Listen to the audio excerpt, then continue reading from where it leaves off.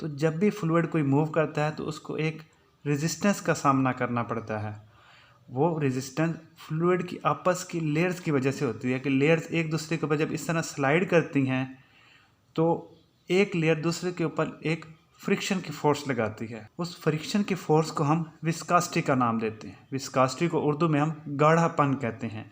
यानी जो फ्लूइड्स गाढ़े होते हैं, मिसाल के तौर पर शहद, उसकी विस्कोसिटी ज़्यादा होती है, और जो पतले फ्लूइड्स हैं यानी थिन फ्लूइड्स, उनकी विस्कोसिटी कम होती है, मिसाल के तौर पर एयर, वाटर।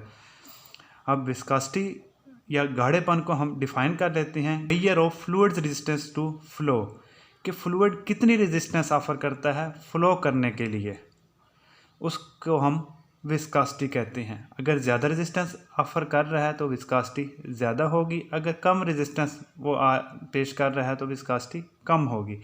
और ये जो विस्कोसिटी होती है इसको हम एक और तरीके से भी बयान कर सकते हैं कि the frictional effect between different layers of a flowing fluid is described in terms of the viscosity of the fluid, कि फ्लूइड की मुख्तलिफ लेयर्स के दरमियान जो फ्रिक्शनल इफेक्ट है उसको हम विस्कोसिटी कह रहे हैं।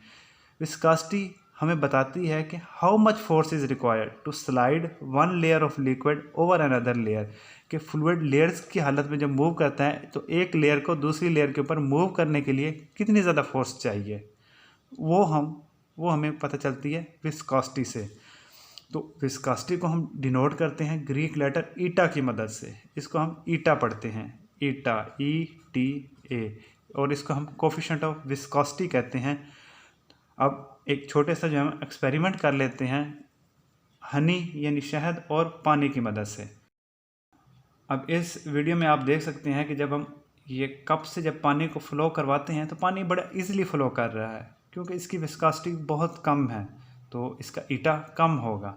जबकि इसके बरक्स ये हम छोटी सी बोतल में हम शहद जब मूव कराते हैं तो इसकी आपस की जो लेयर्स है इसके काफ़ी ज़्यादा फ्रिक्शन है और ये बड़ी स्लोली मूव करता है। तो जो शहद है इसका जो गाढ़ापन है, इसकी जो विस्कोसिटी है वो काफ़ी ज़्यादा है।